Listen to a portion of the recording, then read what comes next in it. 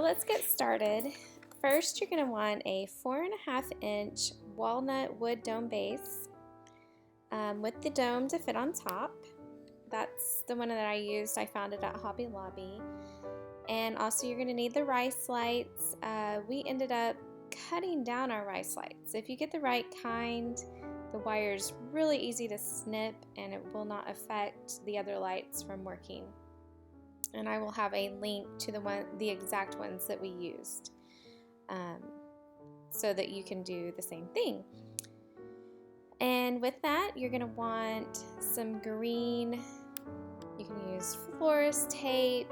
I think I just ended up using some electrical tape, but make sure it's green so the stem, because it's going to be on the stem. And then you're just going to want to wrap the lights around the rose. I also had it kind of sticking out the end of the rose, or at the top of the rose, just to kind of give off the look of the one that was actually in the movie. And so just wrap it around, and then you're going to want to tape that rose to the battery pack for those LED lights.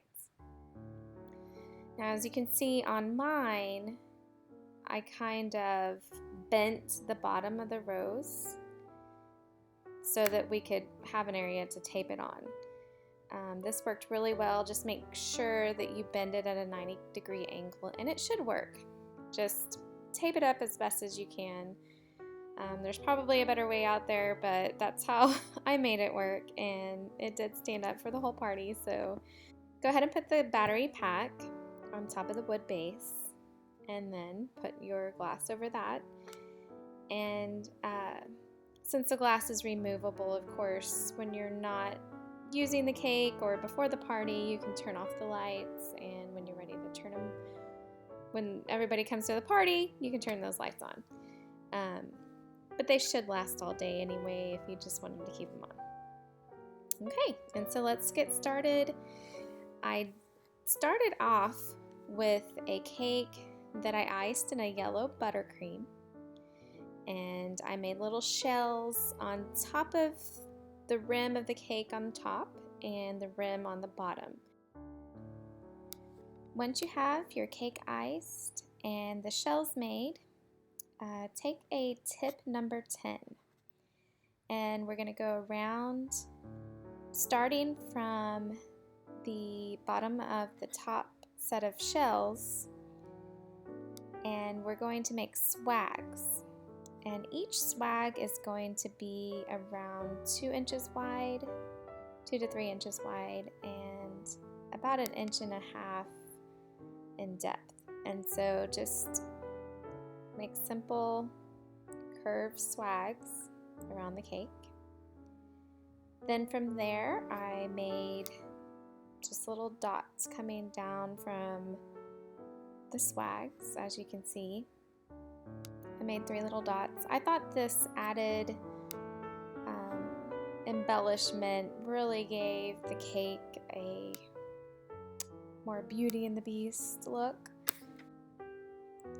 If your dots are not flat, just go ahead and take the tip of your finger and kind of press them down a little bit. And then once you're finished with all the dots around the whole cake, we're going to add these beautiful rose embellishments. I buy them from Walmart in their cake decorating section, and I just thought they were perfect for this cake. So go ahead and just add them to I just added them to the top of each swag. Next, add some gold sprinkles around the top of the cake. This just adds a little bit of extra pizzazz.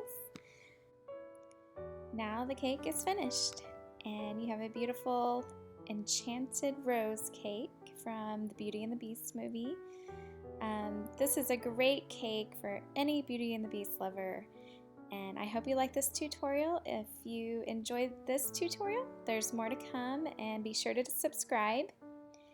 And thank you, and have a great day.